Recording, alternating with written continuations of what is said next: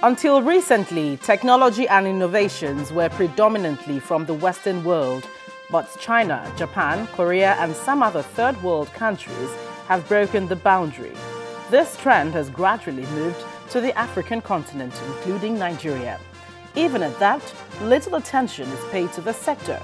The drop in the price of oil has forced government to look for alternatives, and so science and technology is in the forefront.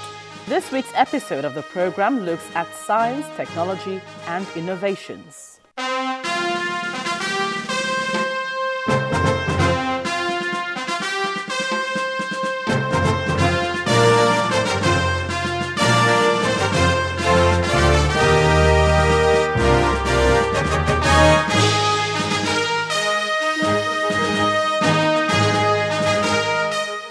Hello there, welcome to Dateline Abuja. I'm Gloria Umezuke. Is Nigeria ready to take advantage of local science and technology? Can Nigeria meet the standard of technology and innovations across the globe? Now, how can we explore local technologies and innovations to improve the economy? Now, these are questions we hope that the Minister of Science and Technology will answer on this week's episode of the program. But up ahead. The federal government is hoping to deploy science and technology to move the country to a path of sufficiency and prosperity. Well, this is according to the Minister of Science and Technology. Take a listen. As the major natural resource of the nation, oil is Nigeria's main source of funding its annual budget. However, as part of a new drive to help diversify the country's economy, on June 28, 2017, the Federal Executive Council approved the National Science, Technology and Innovation Roadmap.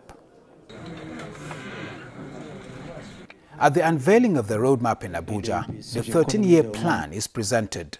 The Federal Ministry of Science and Technology has initiated bold and visionary new policies that will help move our economy in the direction of diversification. The roadmap envisions the creation of 8 general-purpose specialized industrial cities in strategic locations along transport corridors, 6 technology innovation clusters. The development of the nation's raw materials is a key feature in the roadmap. It will span from 2017 through to 2030.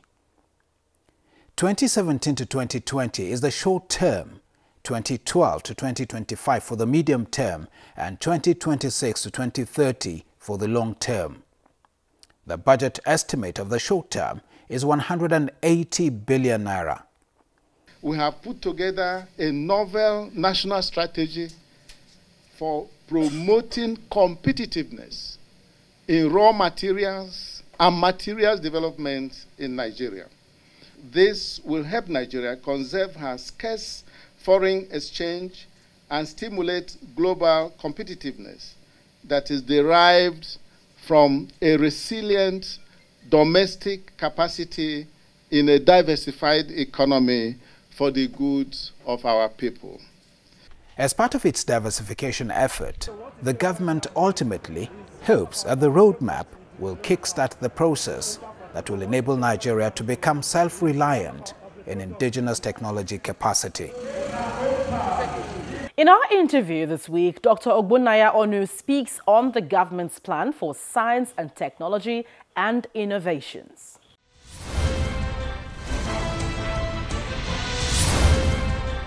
Dr. Ogbonnaya Onu, you're welcome to the program. Thank you. Well, let's begin with the main idea behind the Innovation and Technology Expo. Well, the main idea is to help us as a country to commercialize research findings. For too long, we have done a lot of research, not just in government research institutes, but also university laboratories, even industrial laboratories. And many of these research efforts have ended up in textbooks. Some didn't even get into textbooks, but they didn't get to the marketplace, because it is only when they get to the marketplace that you can now grow the economy, you can create jobs, And President Muhammadu Buhari is so committed to creating jobs for Nigerians, and he also fight poverty. So since I became a minister, I've taken a number of steps to make sure that our research findings are commercialized, and that is, they go to the marketplace so that Nigerians can benefit from them. And this expo is very important in achieving this, because you need to get Nigerians and the world to know what is available, the level of innovation that we have in the country.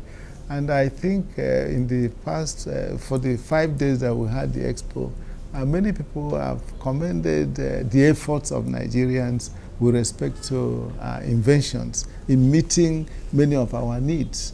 Because I tell you, if we're able to commercialize many of the research findings, we won't be in a position to be importing the things we import. And the pressure on our currency will not be the way it is today. But you see, I don't think this is the first time we're seeing expos like this. We understand how much inherent talent exists in Nigeria, but one of the issues seems to be infrastructure, finance, and so many other things like that. How do you intend to address this? But this one, at least from the records, the way we organize is the first of its kind. We also had workshops. It's just that we